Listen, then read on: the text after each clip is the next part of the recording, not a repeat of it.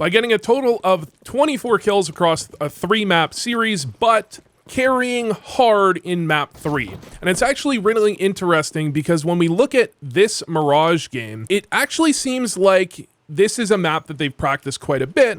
And when they do have SNAx playing a little bit more aggressive, which is what he's going to do in this game, G2 looks like a completely different team. It seems like SNAx in general has been playing more of a lurker role on the G2 team, and I don't think that's really been working, but oh my god, what a shot. But you know what also hasn't been working is FaZe in general, but what has been working is when SNAx takes a little bit more initiative. Now, it might be a confidence problem, and it might be what I predicted quite a while back, which is that they are still working on HooXi's system. SNAx is slotting in, maybe not as HooXi, maybe he's slotting in somewhere else, and they're slowly working on the other maps and bringing them into SNAx's style.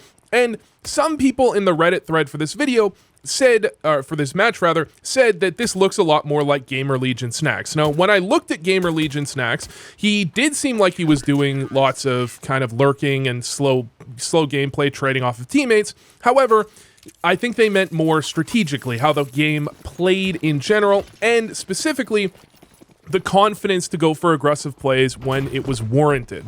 So I wanted to take a look more specifically at SNAx here. By the way, this flash he threw from up here I actually think is very strong. It's a right-click flash. It's just a really nice pop flash. And this flash here is also very important for you to know, especially if you're in pugs where your A players don't flash mid because they're fucking useless. You can throw it as a B player. It doesn't put you in the best position ever, but at the same time, you know, it's still very helpful for your mid player, which is generally where most of the contact on the map is going to be.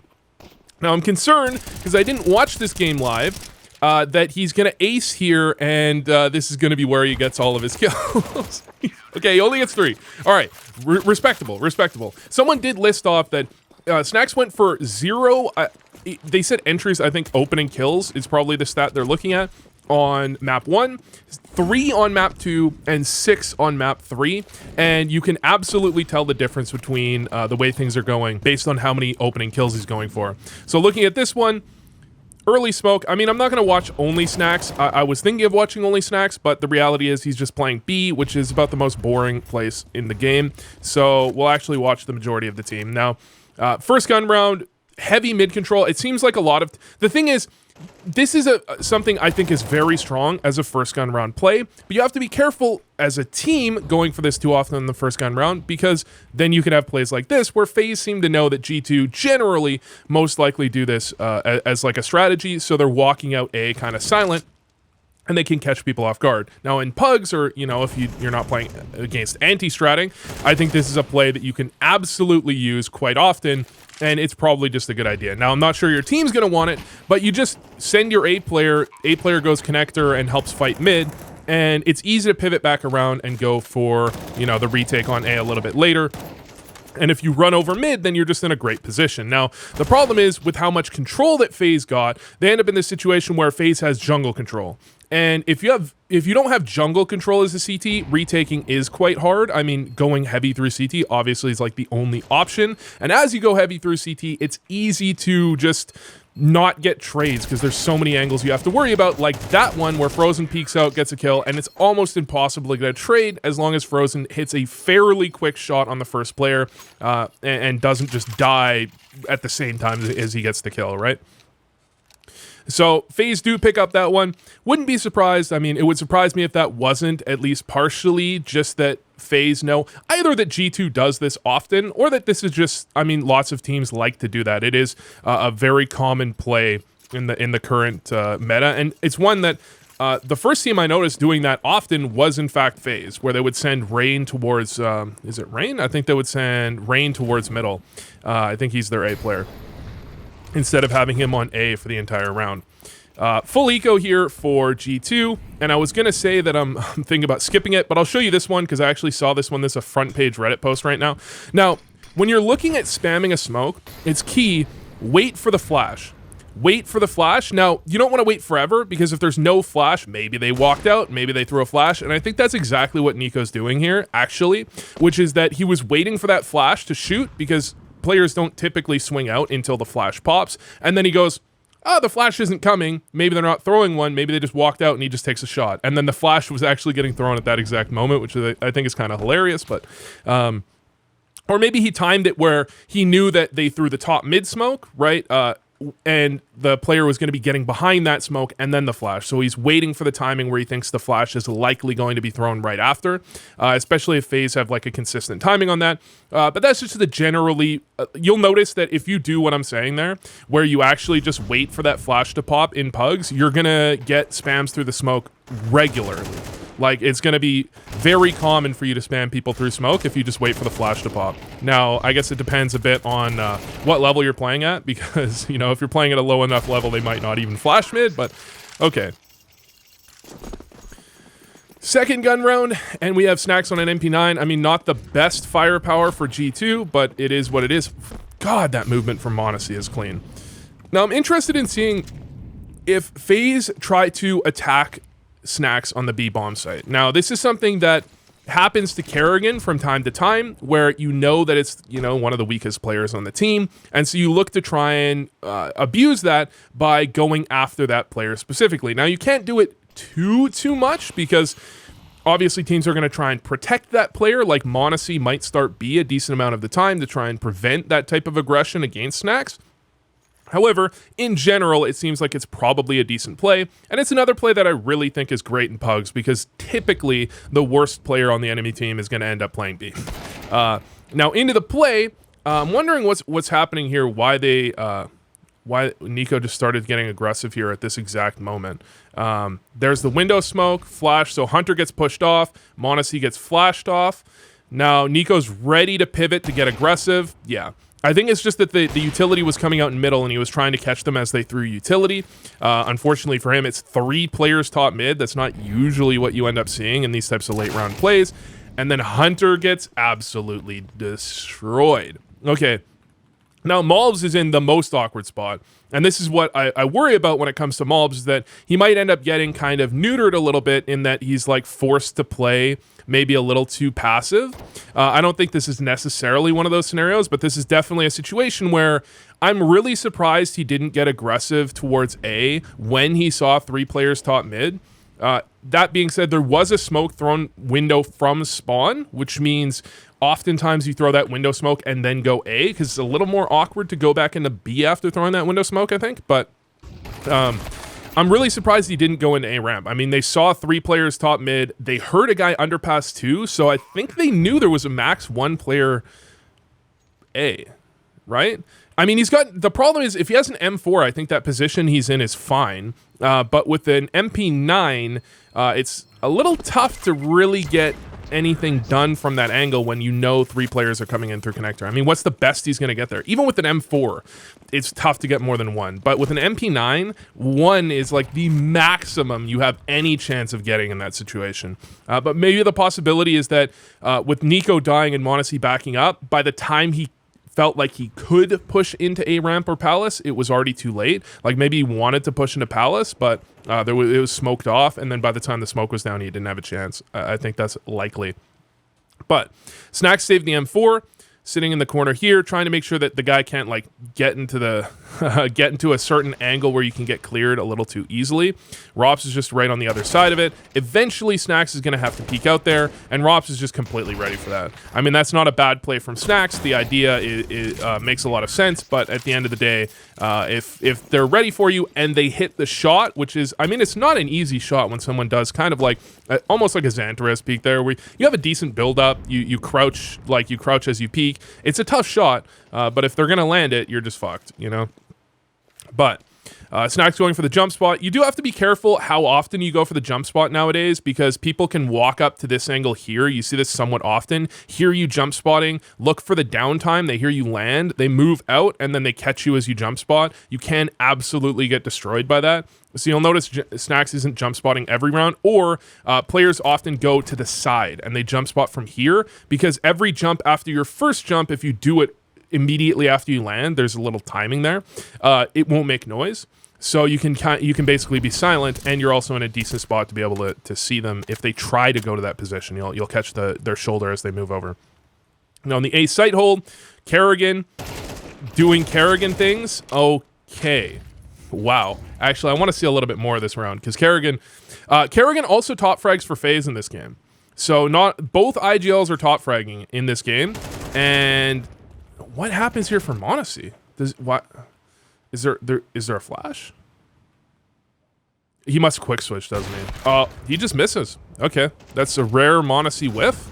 And it's actually an A site stack here for G2. They've got 3 players A, and then they've got a 3rd player that rotates over. So little does Frozen know, but Frozen could be walking underpass right now. But that's the thing. That's why you want to be, adjusting your setups time and time again, keeping your opponents off guard so that they don't know what's going on. And what does Nico see here? Nico's looking for the jump up, which was the most likely scenario. He just doesn't react quite quickly enough. I mean, Kerrigan is on his screen. Kerrigan's got like plot armor here, dude. m0NESY whiffs, and then Nico just doesn't react quickly when when Kerrigan's on his screen. That's ridiculous. Okay, and then you've got the retake. I mean, 2v3. For FaZe, I really like this play where they're not just continuing into the A site immediately. They're looking for that flank. You saw Rain turn around to check the flank, make sure nothing's going on. They're buying a little bit of time for Frozen to make the rotate over. I think this makes a lot of sense, and it molly SNAx off. Now they know where both players are. They know Hunter's towards CT, and SNAx is stuck in jungle. And once Hunter dies, SNAx could go for this. And to be honest, I feel like this is one where I would definitely see him going for it if it was someone that felt a little bit more confident. Because this is one where they can't buy next round, and they're going to be able to buy the round after comfortably, right? Because you're on the full max loss bonus. You're going to be making 3,400 a round. You're going to have 68 by the time you can buy next, right? So it's nice to have an M4 into the following round. Of course, it makes the round slightly better and maybe more likely to win the semi-buy. But at the same time, I don't know, 1v3 in that situation, because they know where he is, I can see why he doesn't save, or why he saves. If they didn't know where he was, I think he's kind of obligated to go for that, just because, again, he's going to be able to buy in a couple of rounds anyways, and him saving doesn't actually make the buy any, make them have any chance of buying in this round itself. So it's kind of like you play for the upside sometimes. I've talked about this in other demos as well, explaining why people have gone for some clutches that might not make the most sense. But this time around, this is when, well, FaZe has been going A so often, and this is why you can kind of mind game, especially when you're winning. FaZe has been going A quite often, so G2 are looking to stack towards A to counter that. They're playing off of B. Now, it looked like FaZe was considering going B this round. They actually looked like they get, by the way, Frozen should have probably rebought armor here. 14 armor, you can get that taken out with a nade, and then you're just going to aim punch to death. It would be funny if that actually ends up being relevant. I think you have to rebuy armor. I would rebuy armor at 30. Maybe, I think you can technically lose like 35, but it's just like unlikely, I would rebuy it at like 30, 35. 35, I think, is like best case scenario. So SNAx was playing off of B, but ends up going back over to B, and FaZe are again going to attack A. Sometimes this is Frozen, oh my god, Frozen. You gotta clear that. Sometimes this is something that'll happen where there's a weakness. This is something I've done as an IGL many, many times, and I guarantee you Kerrigan thinks about this, even if it's not the case in this round. There's a weakness, and you want to exploit it, but you don't want to waste that round on an anti-eco or an anti-force. So you're like, hold on, don't wait. Like, I know this weakness exists. Don't exploit it. Specifically, like, avoid that area. We're going to go somewhere else, and we're going to use that next round. Again, there's no reason to say that this is necessarily happening here, but it is something to keep in mind if you ever are IGLing. Frozen just has to clear that. He just has to clear that. And now there's 3 players A, but they don't actually know it's fully stacked. And this is one of the most, this is why the Scout's awesome in general, why I love having the Scout. It's because Kerrigan gets tagged, now he's tagged. And now it's like, well, I'm fucked now, right? Like, and you're also like a 1 or a 2 shot when you fight a pistol. So you're just like you're just completely screwed. Like, there's very little you can actually do to get yourself feeling good about the round. Now, Rain's tagged, Brokey's tagged. I think Brokey got tagged by a pistol, though. And you've got a 2v4. I think this just has to be a save. I mean, they've got a good amount of money, and it's MR12, but at the same time, you're just not winning this round. Even if B was empty, you're not winning this round, but B is almost certainly not empty. I'm not saying they wouldn't try. If they knew B was empty, I'm sure they would go for the bomb plant, but they would lose, and they would give away an op. And not giving away an op, I think, is probably a pretty good idea. So FaZe change up the pace a little bit, trying to go more quickly out towards middle. SNAx is basically doing the same thing he's always been doing in God damn it, I chose the wrong player. He's always been doing in B. Nico going for the quick play up middle. This is a nice little angle that the new common mid smoke allows you to get into, especially, again, you need the molly behind the box. This is what you don't get in pugs. You don't get this molly behind the box, so they end up crossing over and then you're kind of screwed. But this angle ends up being very effective, and Nico can he can take pretty advantageous engagements from this spot. You know, he can feel pretty comfortable with that. And on the other side, I mean, FaZe is yet again, this seems to be just something they want to be doing. They just want to be exploiting this A play. This is probably something they planned coming into the game, that they want to be trying to take the duel and fight that A player 2v1. This is something where, so a general rule of thumb that I've heard said many times is that if your team is fighting heavily in mid, if you're playing a very heavy 1-3-1, then most of the time you don't want to be playing an A site as the A player. In A site, as in like under balcony especially, close ramp, on balcony, default, like these places are inside of A site. You could maybe play triple, that's kind of like semi-aggressive, right? But usually you end up wanting to be kind of jump spotting ticket or something like that.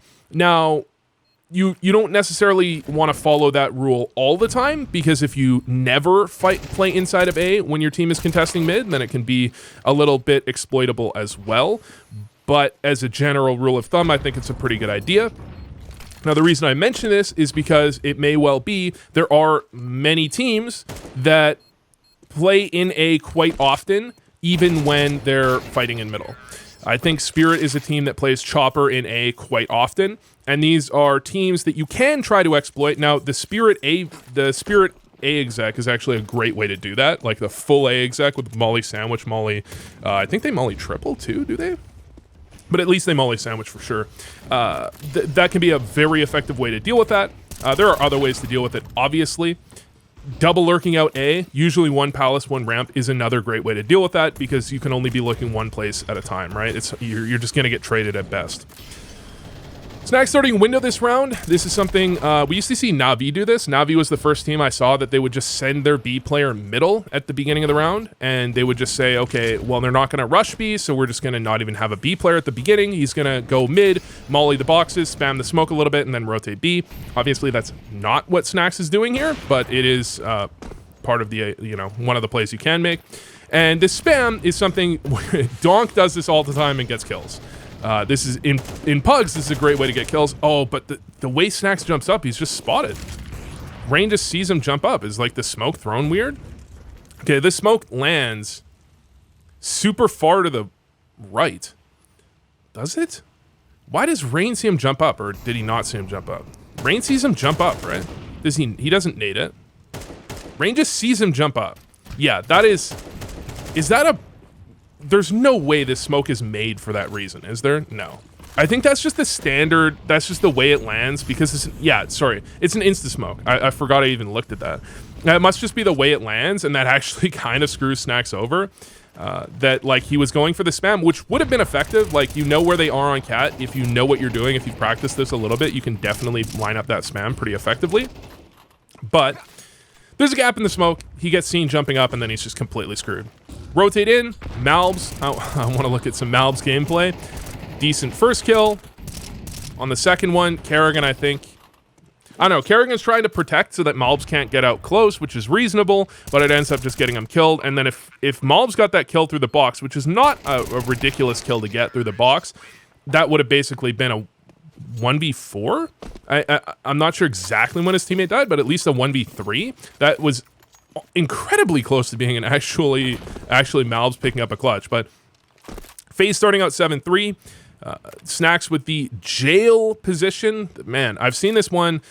Nobody mentioned it. Nobody was like, jail sucks. But really, I barely see people play here. anymore, except for like if they're responding to a B rush. It used to be that people would just sit jail the whole round sometimes and just be like, yeah, fuck it. I'm just sitting jail this round. I think it's likely because of how aggressive cat players now are in middle. They're not playing back towards B site at all, which means if a player walks up apartments and gets close, they don't have to worry quite as much about the get right angle. They can hard clear jail, and then you just have no support. And you need not only that, but if a B hit's coming out, you really want that early warning system. You really want to be able to call that cat player back because he's so far away. Whatever. Molly on cat. I was looking at Hunter here because, by the way, if you crouch at this back wall, they can't see you from bench, so you can stand up intermittently and get the free kill on that player. And I think if you do it right, even when you stand up, they can't see you if you're at like the correct spot. Hunter's in a good spot. SNAx very much, I think, caught off guard by Kerrigan there because he's just directly between the two angles. He's probably expecting someone chair is kind of what he's like looking for, but he still gets the kill, which is great. And then you end up in a 3v2 where they know kind of exactly what FaZe is doing, right? FaZe is moving over towards the A site. SNAx with just a solid spam, making up for the last round where he got spammed through smoke. He gets one back. Sounds about right. FaZe haven't hit B a single time this game. They're actually, maybe they're expecting that FaZe is playing, or G2 is going to be playing heavy towards B. I mean, the only time they did anything towards B or a kill is, B on an eco. On gun rounds, they haven't hit B. The only gun round where I think SNAx is, a B player has even seen anybody or got a kill is when Monacy pushed into apartments and got a kill on someone in the back here, right? FaZe did at one point on like an anti-force get close, and like it looked like they kind of considered going B but decided not to when it got mollied off, but they've really just ignored B. I think they might be thinking, what makes the most sense to me is if they think that Malbs just plays in the A site a little bit too much and they're trying to attack that he's not playing retake enough. Here, I mean, Malbs was playing pretty passive, and this is the situation they might be expecting, where Malbs is moving into the A site to get himself a decent position while his team is full stacked in middle. So Malbs is kind of a sitting target. Now, Malbs is one of the better players on G2's. Better players? Is he better than Hunter? I mean, generally I would think yes, but I mean, Hunter's been playing incredibly well recently as well, so it's hard to say. He's certainly a really, really good player is what I mean to say. Whether or not he's the second worst player or the second best player, I don't know. He's not Monacy or Nico, I guess, is what I'm trying to say. But sometimes you want to attack that player early because you saw what happened when Malbs was alive in the late round. He almost 1v4'd, right? You attack him when he's in the open, when he can't play to hit a nice shot and then back up immediately and take another duel. You catch him in the open, you catch him trapped, and you take him down if he's going to play too much on the A site. Halftime pause. I don't know why I say that, but you know, what am I supposed to say here? I should just cut this, I guess, right? All right. Pistol round is G2 just doing the most common play in the history of Counter-Strike. Mirage, B, pistol round, hit B on Mirage pistol round. It is, so if you're listening closely, you can't hear him jump there unless there's a delay. It's hard in CS2 because like it's hard to B-hop in CS2 and you really want that well-timed jump. Sometimes you do end up accidentally making noise. Maybe they know Kerrigan does this quite often, or likely I think he probably made noise. But Brokey's in a good spot with dualies. The problem with this spot is exactly that. That is precisely the problem with this spot, why I hate this spot. Because I'm just not good enough to hit that shot, the immediate shot on the first player, and then they jump out and it just turns out that all I did was shoot at someone and let them know I was there, and then you're getting swung from close range. It ends up being very awkward, but went well. Went well for G2 this time around with the close-up peek. SNAx got himself a kill as well. 3v2, B-site retake. Even on pistol round, this isn't feeling too good, especially when they have a smoke for the doorway that basically locks you out entirely. And with 100 armor on Rain and Rops, it's not crazy to save here. Although Rops sticking around, I think, is okay. All right, I guess that works. Statistically, I'm not sure I'm in love with Rops sticking around. I like the idea of saving when they have 100 armor, because it changes the dynamic of your force buy pretty significantly. You just upgrade to full armor for 350, and then you've got 2k to buy whatever you want. You can get MP9 utility. You can get a really, really, really strong buy. And especially, I mean, Rop's got the extra 600 for those 2 kills. You are well toward making up for the fact that you gave them 250 each for the bomb explosion, right? And I like the idea here as well, where you go for a bit of a gamble stack on that force buy, because you have a pretty good buy. Look, if you lose this round, it's fine. You just play a little more normal in the next round, right? So like round 2, I think gamble stacking makes a ton of sense. I don't know if you want a full-on like 5-man stack, but a bit of a gamble stack makes a lot of sense. You do that, and then round 3, if you end up saving in the previous round, then you play a little bit more towards like, let's just make sure we at least get a few kills, right? I think that makes a ton of sense if you're going for the force buy.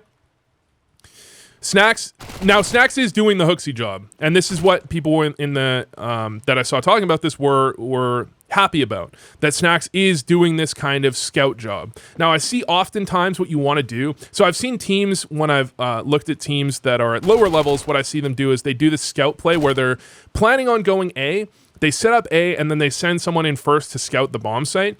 Generally, you want to do the opposite, and you can see that G2 is set up for that, where it's not quite the opposite. It's not like they're all sitting in B apartments, but the idea is that if SNAx walks in and sees that it's a 5-man or a 4-man A stack, that they can immediately react to B, right? So if he does find the information that this is a heavy stack, they have the ability to go to the other site. Whereas if they were set up A and then find it's an A stack, then it's a little bit harder to rotate back to B. In fact, the CTs could even beat you there. So SNAx takes the initial kill on that player jungle, then he goes for the flank towards B, and at this point, I think even if the CTs, even if FaZe was stacked on B, when you have a player flanking market and 3 players up cat, 1 player apartments, I think you're basically, it's almost unlosable. Like, even 5-man stacked on B site, it is simply too fucking hard to deal with all of those angles. There's like no good position to be in at that point. You don't, I mean, even with a force buy, you don't have weaponry that's good enough to deal with it. To deal with those long range angles, it's just, you know, it's just a good play, regardless. So SNAx yet again, I mean, let's be real. Okay, so someone said that SNAx got 6 opening kills in map 3 here. He's got 3, I believe, or maybe they meant opening duels, like opening kills and opening deaths. He's got 3 here, I believe, maybe 4, but I think 3. And 3 of them, all 3 that I remember, are on anti-ecos. There was the one on B on CT side where they did a B rush, and then there's these last 2 rounds. Now, there is something to be said. I think people kind of hate on eco-fragging a little too much. There is something to be said for killing players with pistols, you know. It's definitely better than dying to them, and you do need to convert those rounds because those rounds are the most impactful if you lose. They give your opponent so much money, and they kind of destroy your mental as well.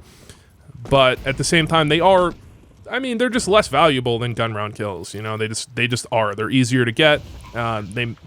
You expect that oh my god, you expect that almost anyone should be capable of picking up those frags. But this is just going to be ending up as another phase, like trying to get some exits, you know. Probably not trying to necessarily force the exits because Brokey has head armor, Frozen has armor, so at least they're saving a little bit. And you could keep an MP9 if you wanted.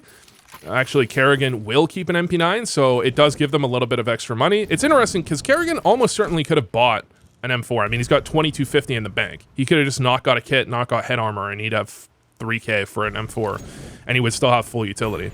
So it's interesting that he's prioritizing. It seems like, well, I mean, he's the B player. Maybe he's thinking he wants head armor because he knows they had at least 1 or 2 Galils, which does make sense. At the same time, prioritizing having a little bit of extra money, maybe in case the opper dies, he'll be able to pick up, or like if Brokey dies and they can't pick up the op, he can afford to buy an op back, something like that. But yeah, it makes generally an interesting decision to stick with the MP9 instead. But I mean, the MP9 is kind of ridiculously strong, so there is that also. Now G2 with like the opposite plan, they're looking to go B immediately. They're looking to kind of take down Kerrigan. Kerrigan's already in apartments. This is about the best spot you can probably be in for this type of situation. He needs Frozen to get at least 1 kill. And the thing is, that's what he's looking for. Frozen makes contact, and I think Hunter probably is ready to be a little worried about this B site play, or about the apartments, but she's not actually. I'm surprised because there was nobody on Cat. So FaZe had nobody on Cat, which means that kind of increases the likelihood of a B apartments push happening. And they're on the first gun round, which means their buy might not be quite as good as usual after a force, which increases the likelihood of a B apartments push happening. And then even, I thought when Frozen got the kill in sight, I thought he would immediately think like, oh, Kerrigan might be in apartments, because that would make a lot of sense. But maybe he wasn't paying attention to the scoreboard or whatever to see that it was Frozen. Maybe he just assumed it was Kerrigan on site. He just pulled out his molly and kept running in. Maybe he expected that FaZe, usually when they push apartments, they throw a different utility set, because I don't think they flash, which is fair. I mean, generally you see a flash into apartments when you're going to go for that push, but in this case, did they just gift, like, these are like the freest kills I've ever seen someone get in a pro game, dude. What the fuck? Okay, I want to look at this round again. Okay, so Kerrigan just jumps straight across. Hunter's not in position to hear it, which is fair. So maybe when they go B, he's usually ready, like he's usually in position to hear that jump across. And so he thinks if he doesn't hear that jump across, that no, this logic doesn't make sense because he's just sitting back here. All right, so he's sitting back here. They don't flash, they nade deep. So I guess maybe he's thinking because of the way the nade is thrown, that nade kind of has to be thrown from someone that's not in apartments. It has to be thrown from someone back here. So maybe he's thinking, okay, the way that nade is thrown, that's likely Kerrigan jump spotting through that nade. Maybe he's thinking that. Or my guess, actually, I take it all back. I don't think he's thinking that. I think he's not thinking. I think he's just worried about the strat. Maybe he's looking at his mini map. Maybe think about the way the round should play out. Maybe think about other things. He's just not. I'm not saying he's like dumb or anything, right? Like people read a little too much into when I say something like that. I'm just saying like sometimes you just brain fart. You know, that's the reality of playing the game live, right? Sometimes you're just. You know that something's possible and you're just not thinking. You know, it just happens. And then SNAx moves over, and SNAx crouches right into the angle Kerrigan's already holding. Usually you want to stand up into the angle to check the player. He's just not expecting Kerrigan could be that close. Maybe he's thinking Monacy would have been shot at already if Kerrigan was that close, or Monacy might have turned to check him, or he's just not thinking that Kerrigan could have gotten there that quickly. And then Monacy is just... This is the freest 3K I've ever seen in my life. It actually just is, dude. It actually just is. Kerrigan, not a single one of those players I think shot back at him. Not one. They were all, and he didn't do anything like crazy. He didn't make a huge outplay. He just got into a position. I mean, the nade play was like smart to throw the nade. The nade also masked his footsteps so he could hard clear that angle while I think other people might not be able to hear it because of the nade sound. And also if someone was there, they would, you know, they would have struggled because he was moving through the nade smoke. I don't know, man. That was just kind of funny. Okay. That was just kind of funny. 9-7, FaZe, I mean, they were up 7-3 at some point, weren't they? They were like well into the lead. And now G2, FaZe are playing pretty differently than G2 in middle, if we look at the way this is going. Like, G2 on their CT side were heavily contesting middle. FaZe on their CT side are playing a little bit further back. And of course, FaZe do heavy contest. They send Rain over to mid. They do a 4-man contest. I like the idea of playing a little bit more maybe balanced on that, where some rounds you just, I think it's important. Some rounds you give up middle. Your opponents use lots of utility to try and take middle away from you. And you're just like, hey, we're not even there. Although Brokey certainly could have just died. Usually people don't flash and swing until there's a smoke down. So it's like not that crazy. But yeah, I mean, now look what you've seen from G2, right? They haven't even seen a player. They've eaten quite a bit of utility damage from their 2 players in towards connector. And they've got 3 players that have pretty much used all of their utility. So That's kind of what you're looking for if you're FaZe, right? Now, of course, they have a good amount of map control, but this is becoming very common now. You send your Opper towards default. You have your A player often holding here, where you can check Palace once in a while. There's a small chance that he ends up dying, but that someone peeks Palace, kills the Opper, but you're trying to make sure you can avoid that timing if you can. And then the Opper is in a decent spot. It can be tough though with the way that smoke was thrown by G2. It just allows so much room for these players to get out towards stairs. I think that's the point of the exact way it landed. It allows so much room for them to get out towards stairs, and then it makes this shot very hard for Brokey. Whereas, like, look at this as well. It also allows space for them to get out towards jungle very effectively. Whereas usually you see, like, Wonderful loves playing this angle, and if there's no smoke, this angle feels amazing. If there's no smoke top con. But in this case, with the smoke, I don't know. I think you probably want to be ticket a little bit more than here if this play is likely to happen at this exact timing, because this shot top stairs, not an easy shot. Then he's stuck, and then Rain has to worry about multiple angles, and they're even countering this strat. They're even actually countering it too. That's funny.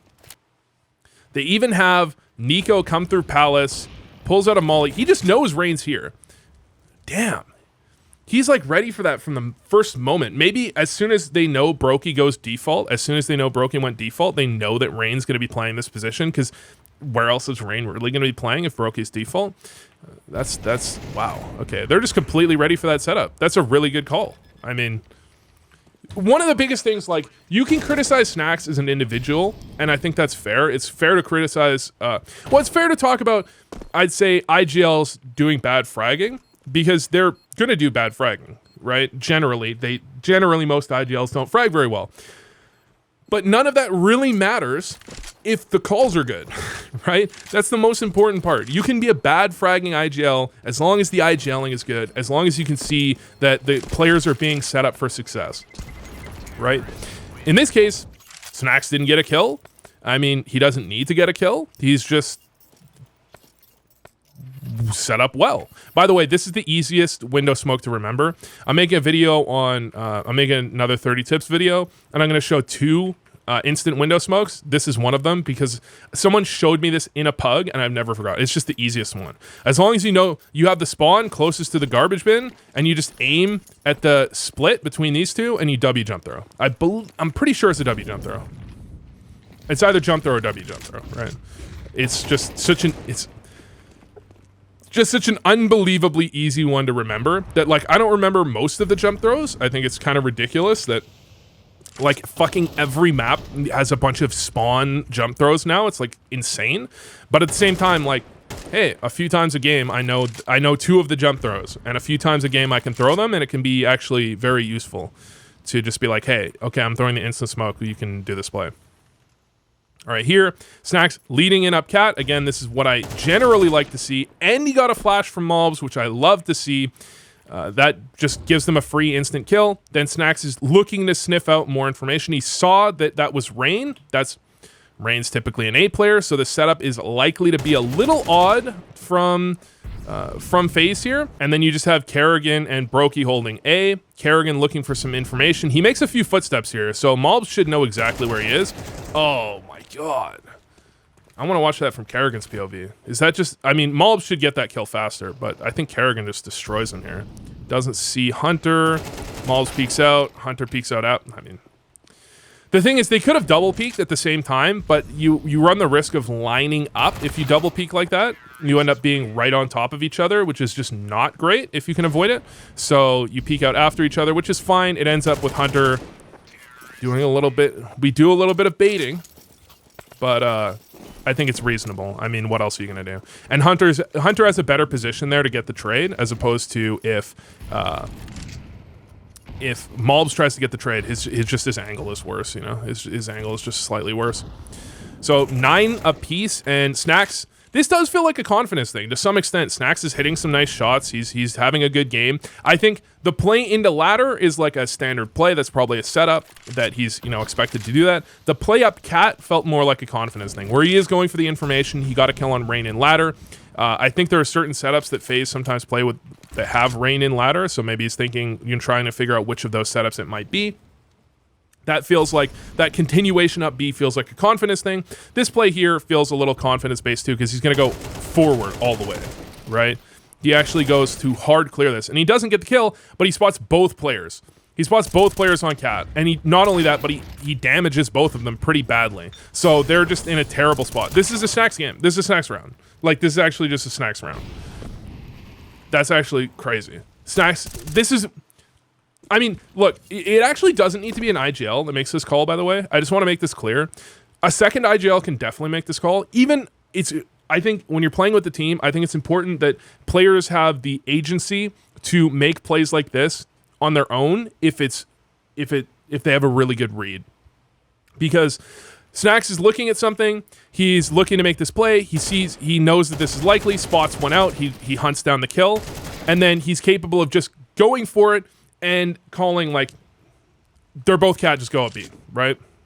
I mean, that's the SNAx round. He doesn't get a kill. It's not really going to show up on the scoreboard. He got a little bit of ADR, but I don't think that even really matters for rating. And they just immediately hit up B, and yeah. Just well done by SNAx.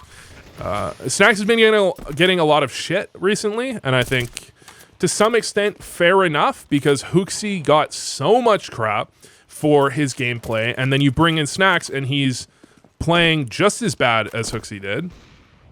I think his stats are literally exactly the same, or very close to them, and the calling arguably at times seems to have gotten worse. However, this is a situation, this exact situation is one that I thought that SNAx might be better in, because I always question, I don't know if I always question, but to some extent I've questioned how good Hooksy is in the actual in-game leading. As in, not like the system building, the kind of like calling the like good defaults, building good setups, you know, getting players to buy in, all of that thing. I think Hooksy's great at that. But my question was always, in the end of the game, round 20 to 24, when you're calling against the other IGL, you already played out part of the half, and you're trying to, like, you know, make the right call late in the game. How good is Hooksy in those situations? And I've always felt like the answer was, it's not his strong suit. And I think SNAx, in theory, this is where I would expect SNAx, hopefully, to be an upgrade. Where in these games, when it gets close, that he's capable of kind of outcalling the other IGL, making really good reads, and winning his team rounds in these types of scenarios. He's done that a couple, I mean, last round, absolutely. The round before, I think, was a pretty, like, a really solid call as well. Now, it's partially putting his body on the line and you know, being willing to take initial contact. But at the same time, his team had to be set up for that too, right? So it's not an accident. And this time around, he's going to go through first again, spam ROPS. That's something, okay, double entry. All right. That's something that if we remember back in the first half, someone walked through, and I think Frozen walked through and actually died to this type of play. Whereas both times they've come through now that G2 are ready for that, they actually just spam this before they actually go through, and they just pop out very quickly off of that and just catch the double ramp play. So another really great call. It seems to be likely a bit of a read. I mean, they've run this twice now against FaZe. It's likely one of those things that they have an idea that against FaZe, this type of play works quite well because of the setups that FaZe play, which is totally fair. That might even be Taz doing that. It's Taz. I always get Neo and Taz confused. Neo coaches FaZe, I think, right? And Taz coaches G2. It might even be something to do with Taz. Now, SNAx, selfish as always, hogging all the molly damage. He tosses a molly mid. He tosses a molly. Sorry, I just got a knock on the door because they're building an apartment behind my house. All right. I can't even remember what I was talking about. Good calls from SNAx. Oh, yeah, SNAx hogging all the util damage. Hogging it all. By throwing 3 mollies mid. He threw 3 mollies, right? No, he threw 2 and got given a 3rd molly. Smoke window, molly cat.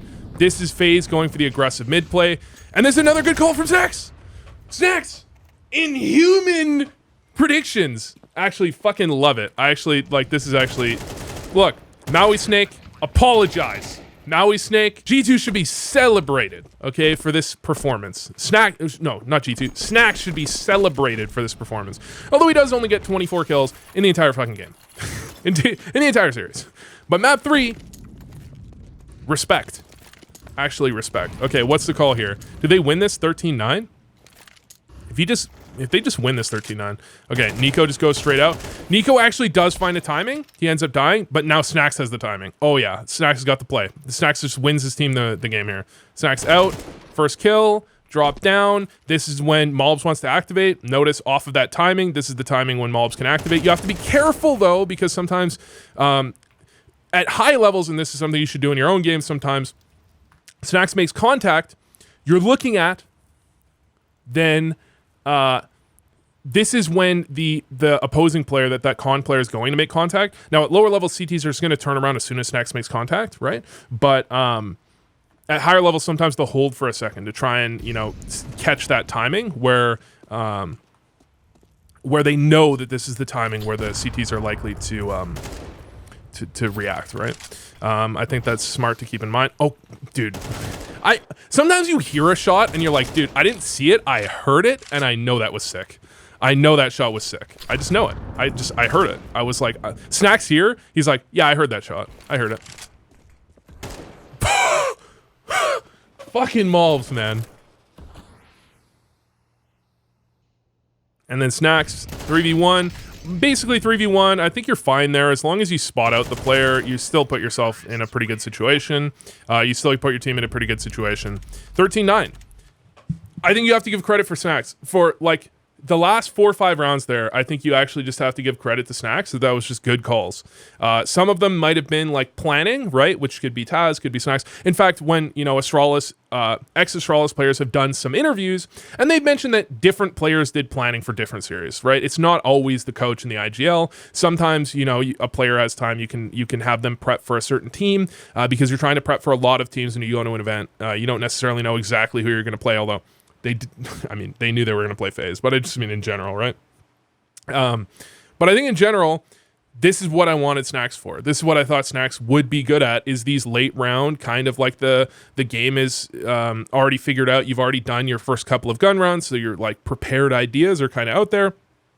And then you're looking at SNAx to make those reads and the mid-game adjustments to win you the game at the end. And that was really well done. SNAx silencing the haters. Not really, because he only got 24 kills in the whole series. But in map 3, those haters were loud about how good he is when he plays better. I don't know.